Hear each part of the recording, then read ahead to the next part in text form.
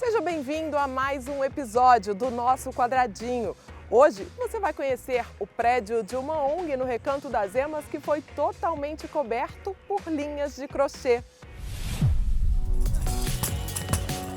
Você já acompanhou uma partida de futebol de cegos? Uma equipe daqui do DF mostrou que é boa de bola e explicou todas as regras pra gente. E vamos também juntos numa viagem pela arte da fotógrafa Mila Petrilho e seu enorme acervo da vida cultural de Brasília.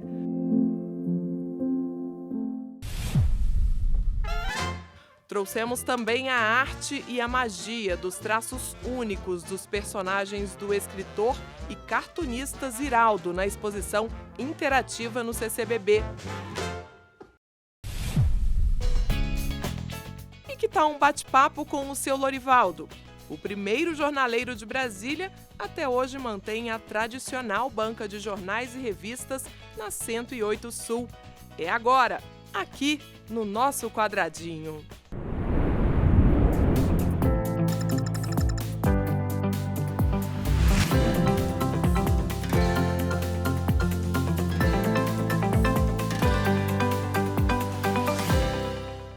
Aposto que você já viu roupas, acessórios, tapetes, capas e enfeites de crochê por aí. Mas e um prédio todo coberto com esse trançado? Fachada, ambientes internos, teto, piso, tudo mesmo foi encapado com quilômetros de linhas. A ONG que teve essa ideia levou renda a mais de 100 mulheres no Recanto das Emas com esse projeto. Agora, o objetivo é entrar para o Guinness Book.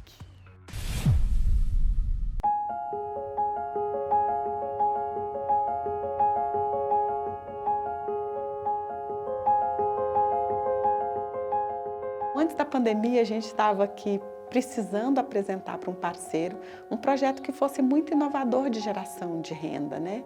Porque se a gente fizesse alguma coisa que todo mundo já fazia, provavelmente a gente não ia conseguir o financiamento. Eu falei assim, e tinha uma outra questão, né, que todos os grupos de produção já conhecem. É sempre o pessoal da periferia pegando seu artesanato, seu produto que tem para vender e levando para o plano piloto, para bancos, para ministérios, para fundações, e às vezes passa o dia lá e nem consegue vender o produto. Eu falei assim, se a gente fizesse o caminho de volta, ao invés das mulheres irem para o centro urbano vender, e se o pessoal que mora, né, em plano piloto e regiões administrativas com maior renda do DF, viessem aqui para o Recanto das Emas para comprar o produto.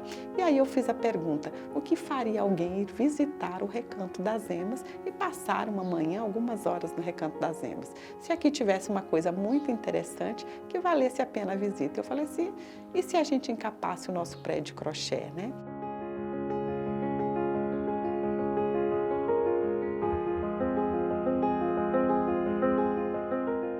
É um projeto inovador, é um projeto disruptivo e ele é inovador porque inovação não é você criar uma coisa nova. Inovação é a gente pegar o que já existe e dar uma roupagem nova para ele, né? Então eu falei assim, bom, crochê todo mundo faz, pano de prato todo mundo faz, roupa de crochê algumas pessoas fazem, mas capa de prédio, né? Ninguém nunca fez, né?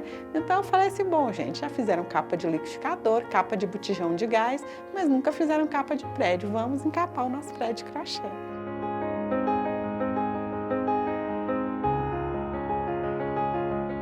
Aí eu achei a coisa meio maluca. Eu digo, gente, mas encapar um prédio, como é que vai ser isso? É crochê demais. E aí, ó, começamos, todo mundo, cada um fazendo. E a gente foi vendo as salas, fazendo as salas já concluindo, ficando pronta. E eu digo, gente, é muito doido, mas é lindo demais. Nós gastamos aí 1.500 quilômetros de linha, bastante linha, né? E gerou renda para 108 mulheres, né? Moradoras aqui do Recanto das Emas, Riacho Fundo 2. Ele agregou o voluntariado de uma maneira muito forte, muito intensa ao Proeza. Hoje o Distrito Federal conhece a nossa instituição, sabem onde nós estamos, né? Nós começamos o projeto, nós não tínhamos rede social, né?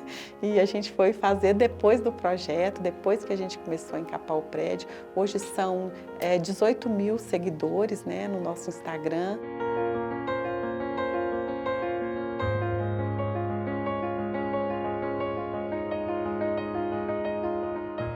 fabricar uma peça assim, ver ela pronta, direitinha, certinha, sem estar nada errado, né? Tudo. Eu, por exemplo, eu não sabia ler a receita, não sabia. Eu fazia lá de todo jeito. Nós levamos 2 anos e meio para terminar esse prédio, né? Agora, uma coisa muito interessante, esses 2 anos e meio, todos os projetos, a gente às vezes tem uma evasão muito grande, esse projeto a evasão foi 0.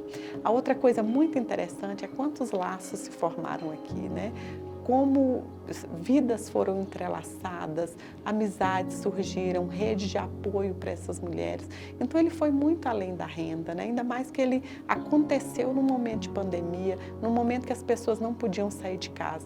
Então para essas mulheres era um alento ter esse crochê para fazer em casa. E a gente, para encapar o prédio durante a pandemia, a gente teve de tudo. A gente teve aula online, a gente teve receita pelo grupo do WhatsApp, a gente teve encontro presencial de uma maneira mais cuidadosa, mas enfim chegamos até aqui, né, nesse ambiente maravilhoso. Eu costumo dizer que nós não crochetamos só, não fizemos só crochê, né, que nós crochetamos alegrias, tristezas, companheirismo, trocas de histórias. Enquanto você está ali fazendo seu crochê, você está ouvindo a história de uma de outra. E a amizade que ficou, a alegria no fim da tarde, por mais que você tivesse problema que você trouxesse de casa, você não deixava transparecer isso aqui, né? E se tivesse algum, a gente foi sempre bem acolhida aqui, né? Com muito carinho, muita atenção. Estamos agora aqui preparando para a segunda etapa, que é realmente entrar, né, para o livro dos recordes com uma estrutura de crochê, a maior estrutura de crochê já coberta, né, porque a gente tem entre metros de crochê por dentro e por fora. O Instituto Proez, ele tem uma área construída de 500 metros, né, mas você tem que considerar que nós cobrimos a parte externa, a parte interna, o chão e o teto, né? Então tudo realmente está coberto de crochê. Fico muito grata por participar desse projeto, muito feliz e não quero sair daqui nunca mais. Elas recebiam por peça produzida, né? Por que a gente colocou por peça? Porque a gente respeitava o tempo que cada mulher podia empregar. Tinham aquelas que podiam colocar mais tempo de trabalho, já tinham outras que tinham seus afazeres domésticos, né? Porque nós não podemos esquecer que as mulheres são as grandes cuidadoras, né? As mulheres foi quem cuidaram de tudo, principalmente nesse momento de pandemia. Então a mulher que nós atendemos aqui era uma mulher em situação de vulnerabilidade social, quando a gente falava em questão de renda, mas ainda é uma mulher que não tinha com quem deixar seus filhos pequenos. Por quê? Porque ainda falta aparelhamento do Estado suficiente, como creches, né?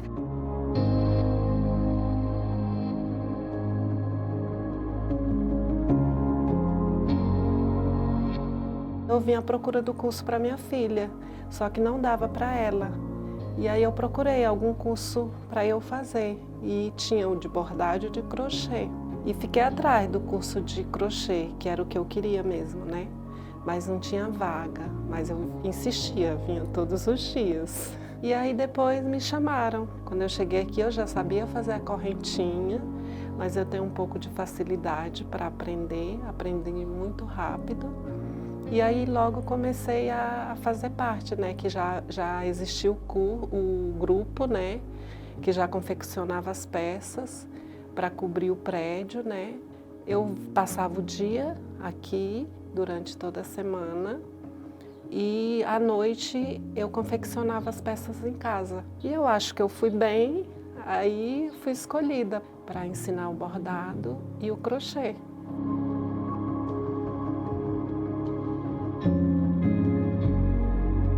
Não teve quem não entrou aqui e não chorou. Não teve quem não entrou e não se emocionou, porque deu uma emoção na gente muito grande, né? De olhar e falar assim, puxa vida, nós conseguimos fazer isso, né? Então, deu uma sensação assim de que é tão bom finalizar alguma coisa, né? E é muito bom quando as pessoas dizem, nossa, mas que lindo esse que vocês fizeram. Porque nós sabemos, né, que aqui não é só um crochê, que aqui são tantas histórias de vida transformadas, envolvidas. Nós tivemos muitas pessoas que estavam em depressão, nós tivemos pessoas que adoeceram, nós tivemos mulheres que faleceram nesse período de encapar o prédio. Então, para nós foi um misto assim, de muita emoção, com muita alegria e muita felicidade também. É muito gratificante ver pronta assim, muita coisa, foi muito bom.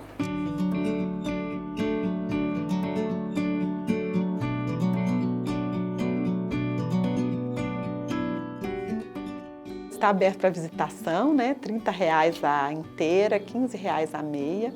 E é que é mais interessante, as pessoas não só podem visitar, mas o nosso prédio aqui, ele continua funcionando com as atividades, né? As mulheres têm os cursos aqui, estamos preparando espaço para a volta das crianças e dos adolescentes, né? Porque o espaço aqui foi feito para esta comunidade, né? As pessoas podem visitar, mas para além da visitação, né, tem o que o Instituto Proeza oferta aqui para as mulheres, crianças e adolescentes moradoras do Recanto das Emas e do Riacho Fundo 2.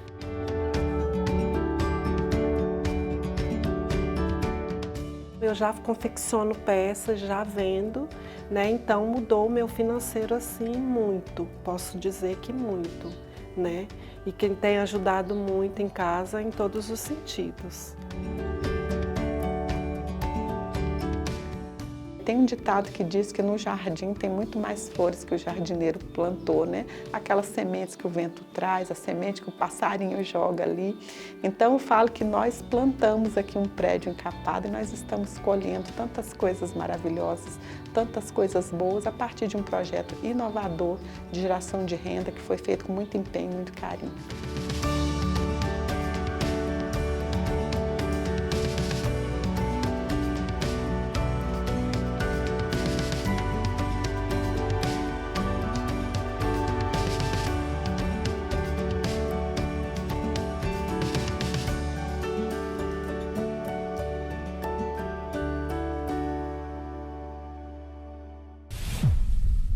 No Distrito Federal vivem cerca de 70 mil deficientes visuais e há um objetivo comum entre eles, a inclusão. No futebol, isso já acontece há bastante tempo e uma equipe de Brasília tem se destacado na modalidade. Nós acompanhamos um treino dos jogadores e te mostramos tudo sobre o esporte a partir de agora.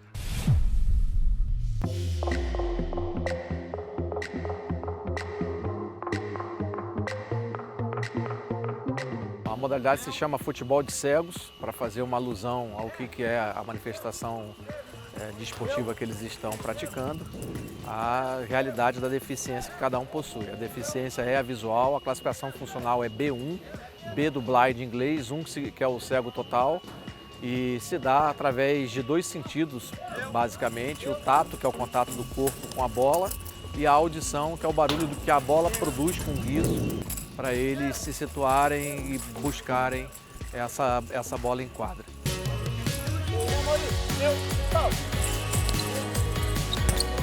Eu treino desde 2011. Treino aí 3 vezes por semana até me aprimorar para poder estar sempre representando Brasília aí. Eu perdi a visão pelo um descolamento de retina, que o meu nervo óptico já era fraco e eu não sabia. Continuei a vida normal, trabalhando. Aí a retina descolou, não teve muita chance de recuperação. Fiz algumas cirurgias, mas do olho direito, mas não obtive êxito não. Nós somos 3 pessoas durante o jogo que enxergam. O primeiro sou eu, que sou o técnico, fico atrás da proteção lateral que tem na quadra, que são chamadas de bandas, 1,5 metro de altura, 40 metros de comprimento. Então eu fico na parte de fora, dando as orientações no centro da quadra. 12 metros para a linha de fundo, próximo à nossa defesa, ao nosso gol, só o goleiro pode falar, ele orienta a defesa. Da mesma forma, nessa marcação no ataque, 12 metros da linha de fundo para o centro da quadra, só o chamador, que é a pessoa que fica atrás do gol, orientando aonde que os atletas devem chutar, quantos adversários tem na frente. Só ele pode falar, só ele pode dar as orientações. Então nós 3 temos, por regra, uma divisão muito clara da nossa área de atuação. Você tem uma liberdade de não precisar de bengala, não precisar de... Porque por mais que tenha um chamador, o goleiro, te indicando na quadra, dentro da quadra a responsabilidade é sua. Aí você se sente uma pessoa mais comum, né, dentro da quadra. Você corre para um lado e para o outro, depende de você. Ele só vai te dar a orientação. Além da parte da conquista, né, tem muito também o social, né, que aqui ensina muito. Você aprende muito aqui, né? A gente que já está mais velho passa para os mais novos. Dá autonomia para as pessoas estar andando, no caso do rapaz novinho aqui, né, ainda está vindo com o irmão, daqui a um tempo já passa a andar sozinho.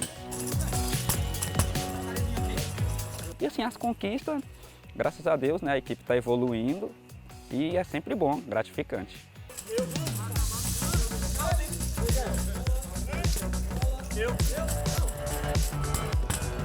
Menos importante é o resultado nas competições, mais importante é a cidadania, essa possibilidade de autonomia, do ir e vir sozinho, de não depender de ninguém.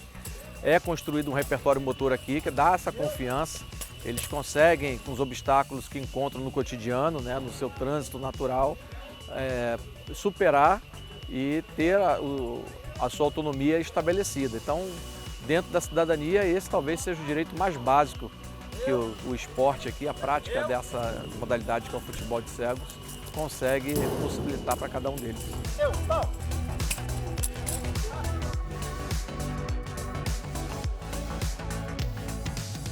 Em 2017, a minha mãe estava fazendo um acompanhamento psicológico e aí numa dessas conversas lá, a psicóloga perguntou, ela estava falando sobre mim, né, dizendo que eu estava muito triste em casa, não estava fazendo muitas coisas, meio depressivo. Aí a psicóloga perguntou o que eu gostava de fazer. Ela falou que gostava muito de jogar bola. E aí a psicóloga disse que conheceu o trabalho do professor Marcelo aqui no CF, atendendo os cegos. E ele me passou o número dele, eu liguei para ele e desde então eu estou aqui já tem 5 anos já. Os treinos ocorrem às segundas, quartas e sextas-feiras, sempre das 18 às 20 horas. Como é uma quadra aberta, não tem cobertura, sempre que o tempo nos permite, né? Quando chove, nós não conseguimos ter qualquer prática. Eles chegam aqui sem nenhuma noção e vão adquirindo um repertório motor, avançando a partir da iniciação até ingressar no rendimento e onde começam então as competições oficiais da modalidade. Quem rege a modalidade no país é a Confederação Brasileira de Desportos de Deficientes Visuais, CBDV. Nós temos no primeiro semestre o Regional Centro-Norte, Futebol de Cegos.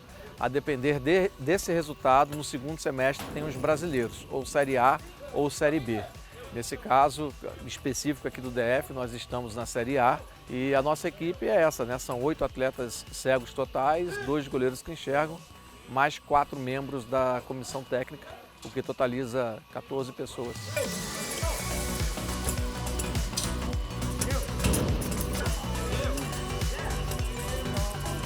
A gente sempre foi muito unido, tinha muito orgulho de estar aqui nesse time da ADEF. Antes nós sempre estivemos juntos, só agora que mudou o nome da equipe, mas nós sempre é o mesmo grupo. Então é muito bom estar nesse grupo, a gente sempre está junto, viajamos muito de ônibus para distâncias longas e sempre com muito companheirismo, é muito bom. Hoje nós jogamos representando a Associação Desportiva de Futsal do Distrito Federal. A entidade conseguiu, com a sua gestão, adquirir recursos, né? Existe legislação própria para isso que garante a eles uma série de benefícios. O primeiro é o uniforme, eles possuem hoje uma entrega gratuita de uniforme. Qualquer um que deseje vir praticar, esse benefício é ofertado. Então, camisa, short, meião, chuteira, caneleira. Ao final do treino recebem lanche, todo treino quando se encerra tem um kit lanche. Para as competições recebe ainda um conjunto completo de uniforme de passeio e os uniformes de jogo. Fora, em casos pontuais, também aquisição de passagens, né? Então esses benefícios não são cobrados nenhuma taxa para quem se apresente aqui desejando ingressar na modalidade, é totalmente gratuito.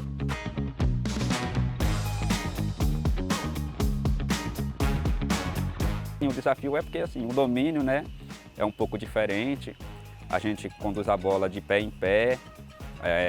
Tem uma regrinha que a gente fala voe, né, para não se machucar, para não trombar um no outro. A questão também da banda, que a bola não sai na lateral, só sai se passar por cima.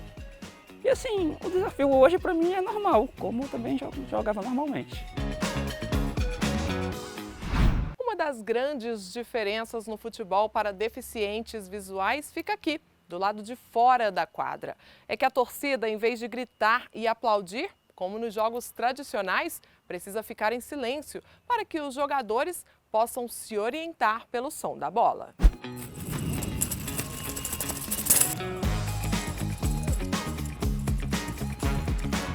Tem que ter uma audição bem seletiva para você estar ouvindo a bola, separadamente do professor, do goleiro, do chamador e dos seus colegas de quadra. Tem que ter uma audição, uma concentração muito grande para campeonato.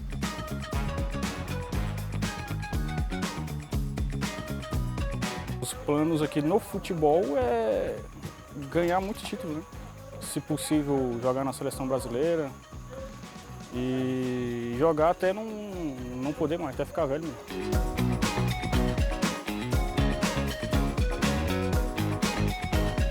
Nós fomos pódios em quase todas as competições que nós participamos, né? Nos regionais nós temos um histórico do primeiro ao terceiro lugar, recorrente, e na Série B nacional vários segundos lugares, e na Série A um sobe e desce constante, porque afinal de contas só permanecem 8 equipes, são as 8 melhores equipes, me corrigindo, perdão, as 12 equipes, 8 na Série B, 12 equipes na Série A. Então a elite, ela toda hora, ela se modifica, né? Vem estrangeiros participarem das equipes, umas ficam mais fortes, outras ficam mais fracas, entra ano, sai ano e o nosso grupo permanece o mesmo. Então a gente tem que, com o que temos, superar essas dificuldades. As conquistas são grandes. Para mim o que mudou o principal mesmo foi voltar a jogar a bola, né? Que é o que eu mais gostava de fazer quando eu enxergava, porque até trabalhar eu ainda trabalhava, e aí o principal mesmo foi voltar a jogar bola, que não tinha mais possibilidade nenhuma, né, jogar com quem enxergava.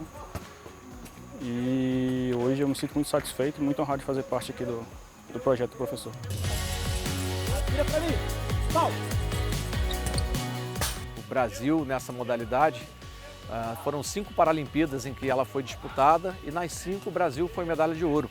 Nós chegamos a ficar 10 anos sem perder uma única partida sequer. Então, se hoje tem uma modalidade paralímpica que é digna do maior orgulho para todos nós, é essa, o futebol de cegos.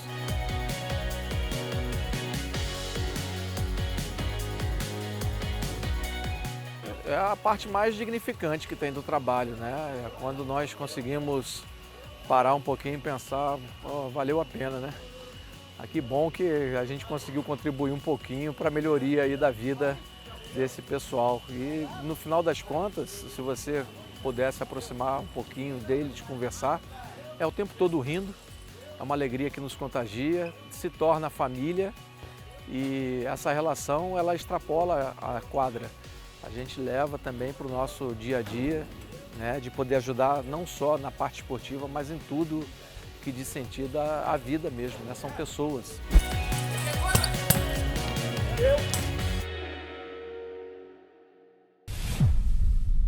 No próximo bloco, vamos conhecer um pouco mais sobre a cultura de Brasília sob o olhar da fotógrafa Mila Petrilho. É já já!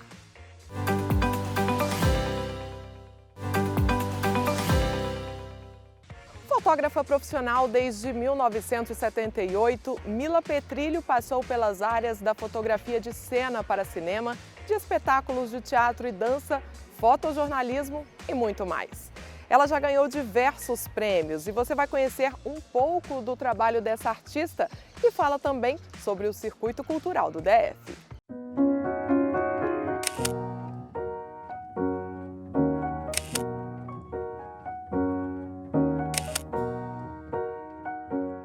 Toda a minha vida profissional aconteceu em Brasília.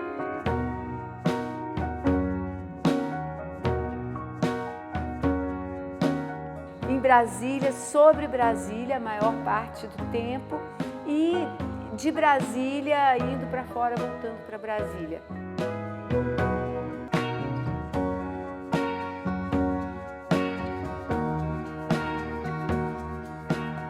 Brasília é a minha cidade.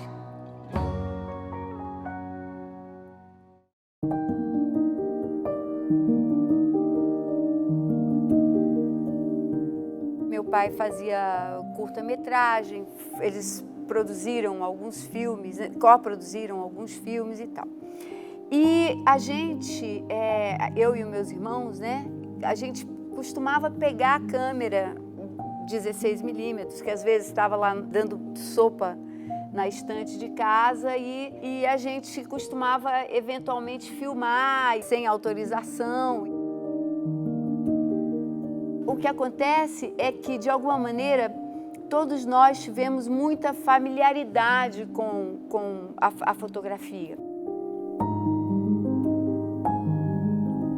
Era impossível ver filme com meu pai, porque você estava sentado vendo, ligado na história do filme e ele estava falando de qual era o ângulo e não sei o que e tal.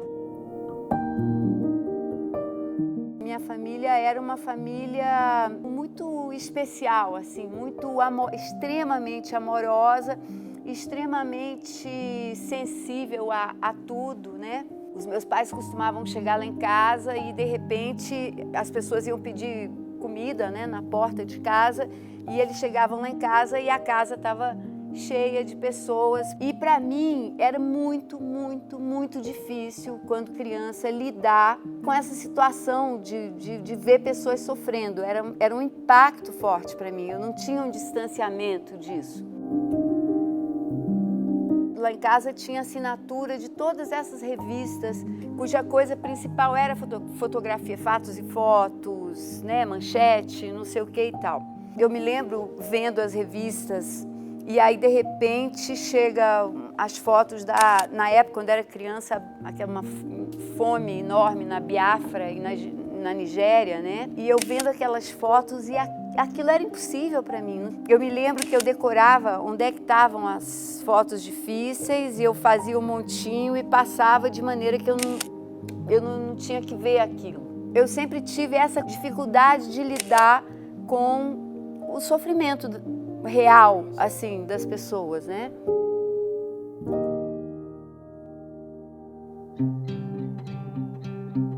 Fui mãe muito cedo, fui mãe com 18 anos. Pensei, o que eu vou fazer profissionalmente, assim? E eu sabia desenhar e eu sabia fotografar. E apareceram oportunidades para eu fotografar.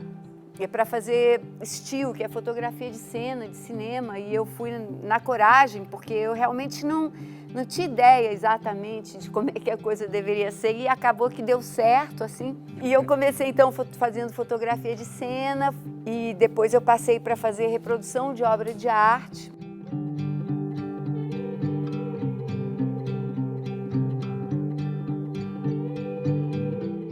Comecei no jornalismo também muito cedo, comecei no fotojornalismo com 19 anos.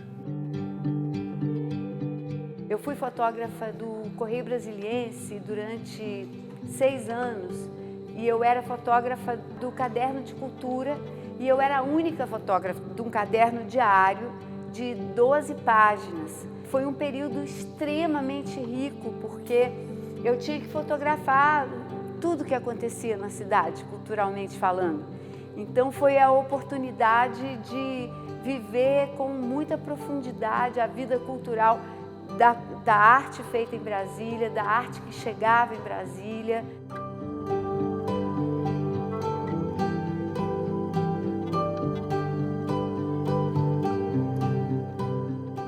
Eu fotografava muito espetáculo com condições muito ruins de luz, né, de iluminação. E aí eu desenvolvi uma tecnologia muito rústica, assim, de como é que seria bom puxar, por exemplo, um negativo colorido, que era melhor do que puxar um slide. Algumas coisas que funcionavam direito para mim e que eu fui experimentando, mas assim, não cientificamente, né? Mas tudo assim, todas as coisas respondendo a necessidades.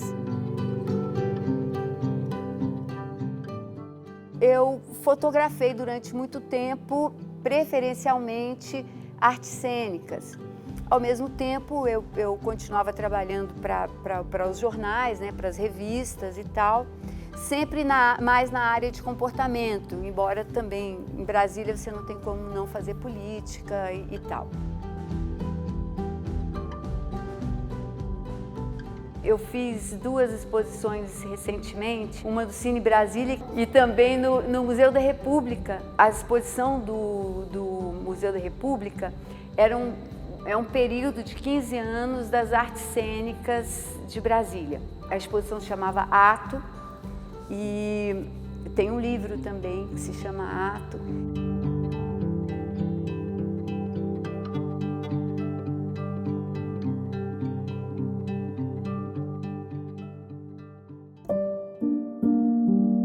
Eu trabalhei muito para as agências de cooperação internacional, né? O Unicef, a Unesco, o BID, o Banco Mundial. Eu fui convidada pelo Gilberto de Menstein e pela Âmbar de Barros, a mulher dele, que tinham criado uma agência de notícias dos direitos da infância, que era uma coisa ainda pequena. Eu fui convidada para fazer uma série de fotos para o projeto Axé, na Bahia, porque o projeto era uma coisa incrível, mas eles não tinham material para mostrar, né? E a Kodak, então, me patrocinou para fazer isso. Aquilo que acontecia ali era de uma potência tão grande que aquilo foi uma reviravolta brutal na minha vida.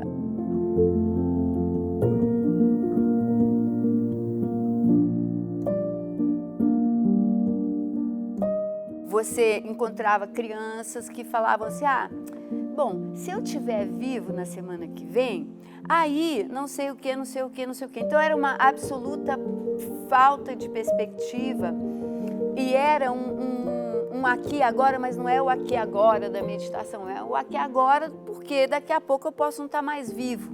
Então todo o trabalho do Axé era um trabalho de toda uma tentativa de transformar essas crianças e esses adolescentes em seres desejantes novamente. Quando você mostra que as coisas são possíveis, você tem vontade de fazer igual, né? É extremamente inspirador. Um pedaço grande do meu trabalho também tem um cunho social muito forte. Ele é mais focado nas possibilidades de solução, porque é aí que eu dou conta e aí que eu posso me conectar de maneira mais feliz com as coisas.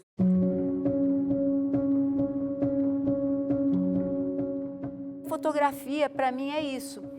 Ela acontece numa velocidade muito rápida, mas assim, você só consegue executar uma fotografia legal quando você está 100% prestando atenção, senão você perde. Você tem que estar inteiro prestando atenção em todo o campo, em tudo que acontece no campo de visão. Você tem que estar pulsando junto com o objeto fotografado para poder responder no momento certo, né? A fotografia me impacta ainda mais do que uma imagem em movimento, porque ela, de alguma maneira, ela condensa o momento.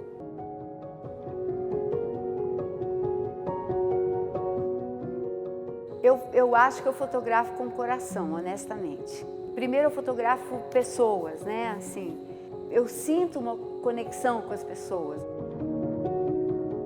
Numa situação de espetáculo, por exemplo, é como se eu estivesse dançando, sabe? Eu vejo, por exemplo, uma foto que eu fiz há 20 anos de um balé e eu ouço a música daquele balé.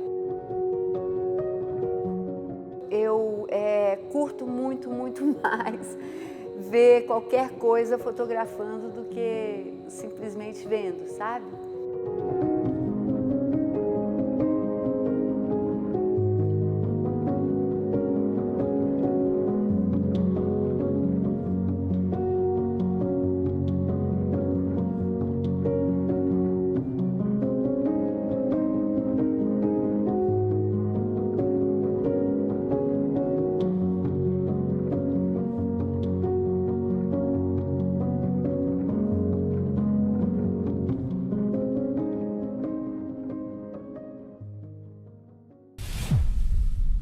seguir, você vai acompanhar a exposição interativa do cartunista Ziraldo, que está aqui em Brasília. E vamos voltar no tempo para contar a história da primeira banca de jornal da capital do país. Fique com a gente!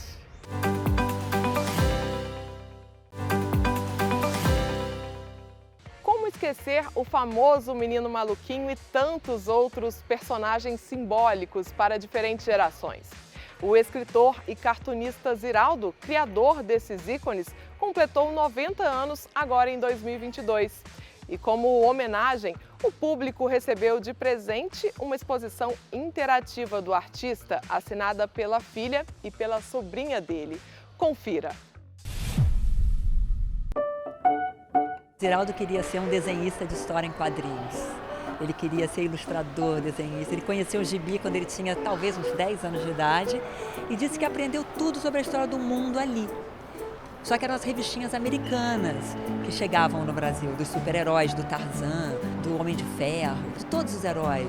E aí ele chegou no Rio de Janeiro com 15, 16 anos, não existia quadrinhos gibi brasileiro, não tinha ninguém que fazia isso, esqueceu. Teve a oportunidade nos anos 60, fez a Turma do Pererê e tal.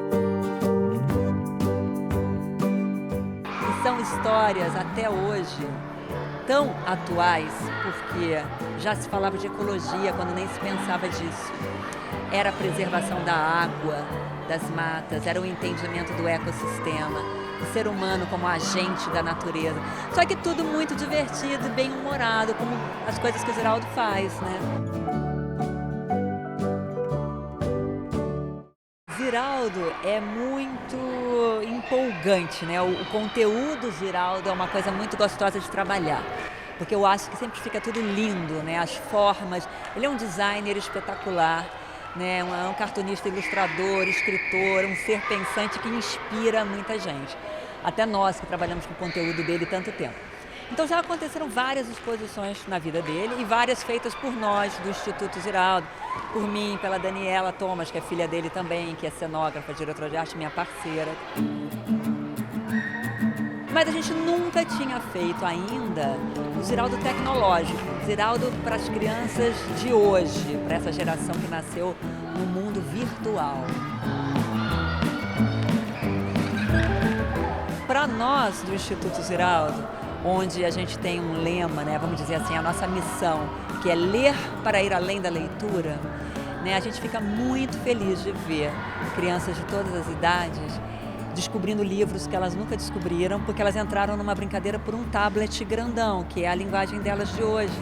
E aí por trás desse tablet tem um livro que conta uma história desse personagem, aí vai correndo ver o livro. E aí é onde você vai trabalhar a leitura de uma maneira mais completa. Porque é isso, a gente está tirando o Ziraldo das páginas dos livros, botando ele para dimensões gigantes, para esse mundo Zira, que é o nome da nossa exposição, né? Falando disso, do tempo que roda, do tempo que gira, do Ziraldo, da curiosidade, porque a criança curiosa é que vira um adulto que faz a diferença. Então tudo isso, sutilmente, a gente vai atiçando nos visitantes. Eu tô achando isso aqui uma maravilha. Que aqui também tem coisas, tipo esses balões que são muito grandes, e tudo que tem aqui eu nunca tinha visto.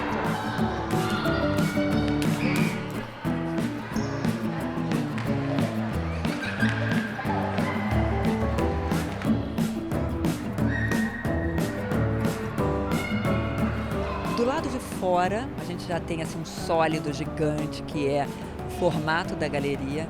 O CCBB Brasília é muito lindo, no meio da natureza, tudo aberto. Então a gente tem a galeria vista, o volume dela por fora. Ali já é Ziraldo em tudo. Então lá de longe do estacionamento, você já sabe a direção que você tem que ir. Porque você está vendo, peraí, o Menino Maluquinho está enorme naquela parede, mas tem um Saci Pererê. O Bichinho da Maçã é aquela maçã que conta piada, que os livros são divertidíssimos. O Bichinho da Maçã começa contando a história do mundo Zira. Desse carinha dos anos 60, aí tem uma foto enorme do Ziraldo nos anos 60 na prancheta desenhando o Pererê, que foi o primeiro quadrinho genuinamente brasileiro que Ziraldo começou a fazer em 1960. Durante 4 anos essa revistinha circulou o Brasil inteiro, tinha uma tiragem mensal média de 120 mil unidades. Para hoje em dia é muita coisa, imagina nos anos 60.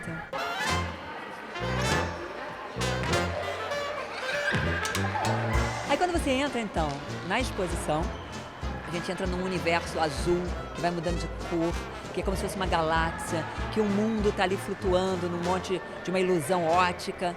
Aí você entra naquele universo. Que a gente trouxe o livro Flix, foi o primeiro livro que o Ziraldo fez para criança em 1969. Revolucionário em linguagem, forma de design de literatura infantil, é referência até hoje. Então o Flix é a história de uma cor que não encontra seu espaço no mundo, que não encontra seus iguais, que vê portas fechando, que é rejeitada. É um tema mais do que atual e foi feito em 1969. Como ele é um livro de cor, as páginas do livro se movimentam num painel e o visitante é o maestro dessa orquestra de cores. Então, pelos movimentos dos braços, as páginas do livro vão entrando em ritmos diferentes. Aí a criança está dançando, fazendo o Flix se movimentar, vira de costa, tem 5 monitores enormes onde você brinca de cabeça, corpo e pernas, de você montar um personagem. Sabe que você pode fazer isso no livro de papel, você faz isso com quebra-cabeça de blocos, e aqui você faz isso digitalmente, como se fosse um grande iPad. E é a turma do Menino Maluquinho. Então a gente sai dos anos final dos 60, entra para 1980, com esse grande sucesso editorial do Ziraldo, que conversa com todo mundo até hoje. O Menino Maluquinho tem 42 anos. E ele ainda tem 8, né? E aí você fica brincando de juntar quem é quem, aí você vai conhecendo melhor os personagens e as crianças estão se divertindo, morrendo de rir. É muito legal. Tem coisa que eu nunca tinha visto na minha vida. É o negócio de pintar, de mudar a roupinha do personagem, esses balões. É muito legal.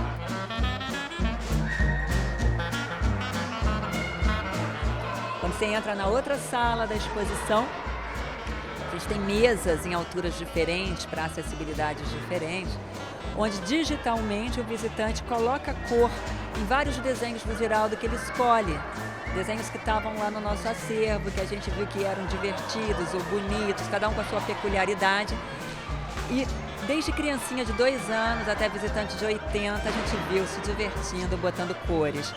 Esse desenho colorido, ele é projetado na parede grande, enorme. Então, ele faz parte da exposição. Então, o visitante vira um coautor do Ziraldo. Dos 2 lados desse salão, a gente tem painéis enormes e muito bonitos do que das histórias em quadrinhos, porque são a primeira paixão do Ziraldo. Olha, maravilhoso essa interação que as crianças podem ter, né, com o mundo do Ziraldo, dos personagens que ele inventou, que fazia parte da nossa infância, né, e que hoje em dia é tão desconhecido assim para eles. Minha filha não conhecia o Menino Maluquinho, para você ver, né, e agora ela interagiu com ele, conhece, tá interessada em ler as histórias dele, e é um incentivo para os pais também, tá mostrando, tá apresentando esse personagem tão importante da nossa infância. O pavilhão de vidro aqui no Centro Cultural Banco do Brasil é uma casa linda, assim, eu digo que parece um palácio de cristal. Quando a gente passa de carro do lado de fora de noite, é iluminado, é mágico, né? E aí a gente imaginando como Alice no País das Maravilhas, quando ela começa a crescer e não cabe dentro da casa, isso aconteceu com o Menino Maluquinho. Ele foi crescendo tanto que ele começou a não caber aqui dentro, a gente levou ele para fora no jardim. O Menino Maluquinho inflado, gigante. E aqui as caras dos personagens da turma do Maluquinho também ganharam dimensões gigantes e flutuantes, como se fosse a imaginação do leitor. Então aqui é um ambiente interativo e reflexivo. Você tem vários puffs coloridos espalhados para você poder deitar, relaxar e ler os livros do Ziraldo que estão aqui dentro. Aí a gente tem as brincadeiras baseadas nos livros.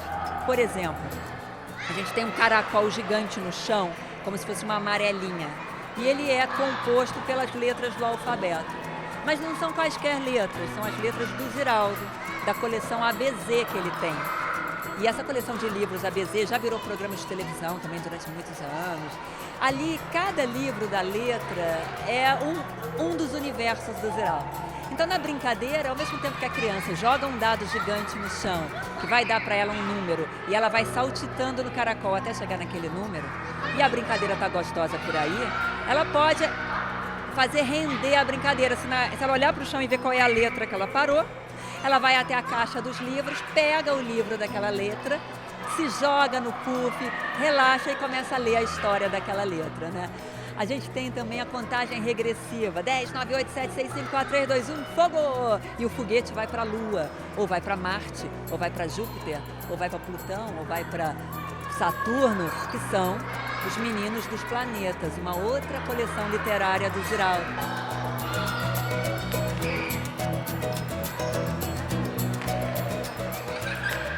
Antes dele ser meu tio, ele dialoga com milhões de gerações de brasileiros, né? Então, é claro que a gente não separa, mas dá para ver o que é a obra do Ziraldo.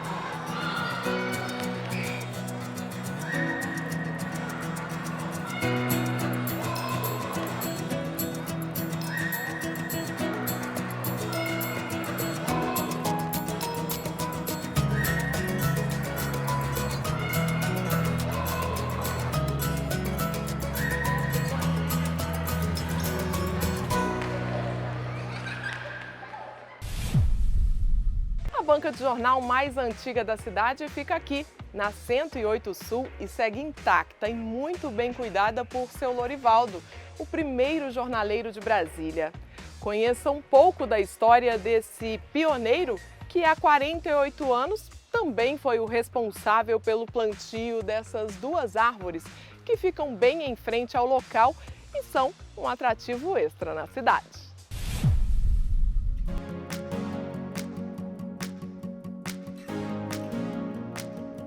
Sou baiano de Irecê, vim da colônia paulista, motivado pelo sonho da cidade.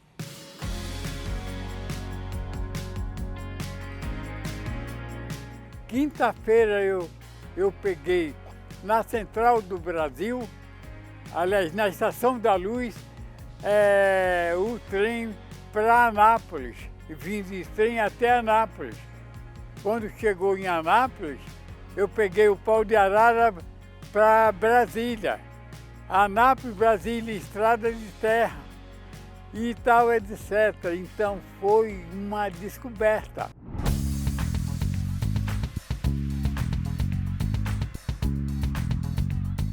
A primeira coisa que eu fiz foi vender jornal na rua e as flamas de Brasília, toalha. Aí montei minha primeira banquinha em cima dos caixotes de madeira e comecei a vender revista e jornais. O primeiro jornal que eu vendi foi o Correio Brasiliense. Depois surgiu o DC Brasília, que era Diário Carioca de Brasília, e aí chegaram os jornais do Rio. Correio da Manhã, Diário de Notícia, e aí em seguida veio os de São Paulo, Folha e Estado de São Paulo. Os funcionários saíam às 18 horas do Senado e Congresso e todo mundo fazia fila para receber um jornal. Eu sou um fundador vivo do meu sindicato, único, vivo. E o nome está lá na placa de bronze.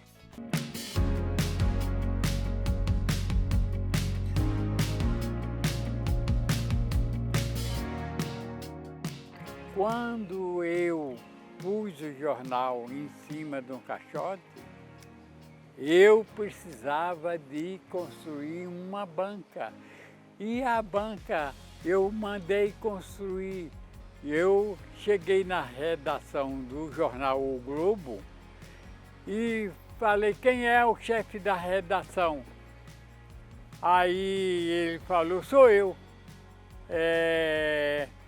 Olha, eu preciso de um sócio e preciso construir a banca. Ele estendeu a mão e apertou minha mão. Muito prazer, sócio. Aí eu falei, qual é o seu nome? Rubens Nogueira. Aí mandou fazer a banca de madeira, que eu tenho a foto até hoje, e eu comecei naquela banca. 1961, 61, 2 anos na banca provisória, enquanto essa era construída.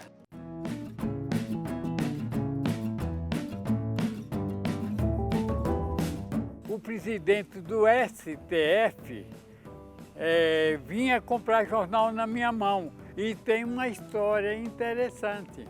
O jornal chegava às 3 horas no aeroporto, mas se eu fosse buscar, 3h30 estava na banca. E um belo dia, o ministro telefonou: meu filho, já chegou o Globo? Aí eu falei: não, ministro, mas hoje eu não vou procurar, não. Hoje eu não vou buscar, porque eu perdi a chave do meu Candango 2. Aí o ministro, 10 minutos depois, o ministro me telefona: meu filho, acharam uma chave e está na 307, bloco B, 304. Quer dizer, era tão pouca gente que uma chave virou notícia. O último lugar que ele visitou, que ia embora para o Rio, foi aqui na minha banca, passou para despedir.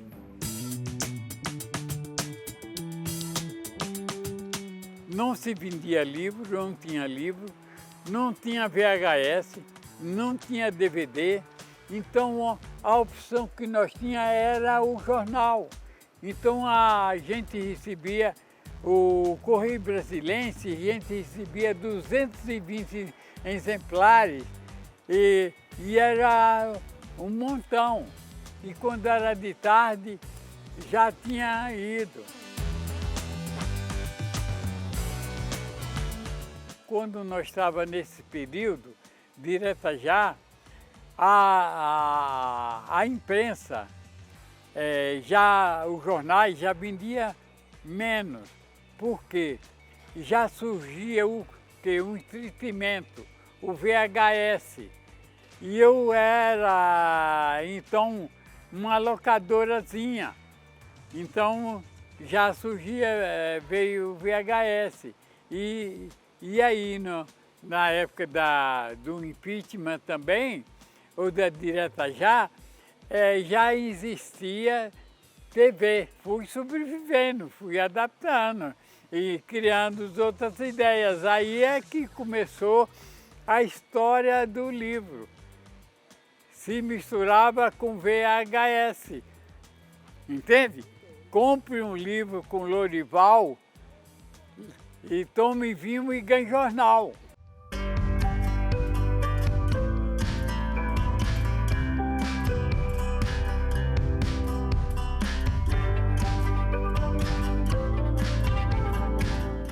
E hoje eu vendo 3 Correios Brasilenses, domingo eu vendo 16 e Folha de São Paulo eu vendo 2, domingo eu vendo 6. Então hoje a gente tem que ter mais opção de investimento. Como se fala, eu sou empreendedor, porque se eu não fosse empreendedor, se eu não acreditasse e tivesse a mente voltada para o futuro, eu não teria sobrevivido. Eu tenho um caderno que abre o texto. Brasília começou aqui e amanheceu capital. Essa é a primeira banca, a primeira ave, o primeiro jornaleiro e etc. Tem muita coisa, muito depoimento, tem poesia, tem trocadilho, tem o imaginário.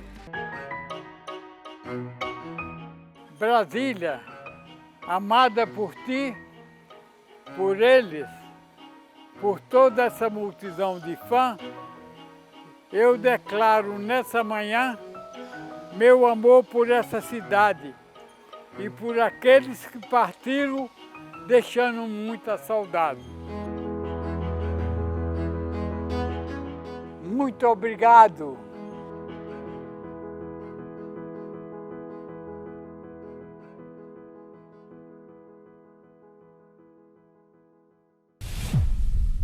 Nós ficamos por aqui, mas você pode continuar ligadinho com a gente pelas redes sociais. E não se esqueça, se você tem alguma sugestão de tema para o nosso programa, entre em contato com a gente. Até o nosso próximo encontro. Tchau!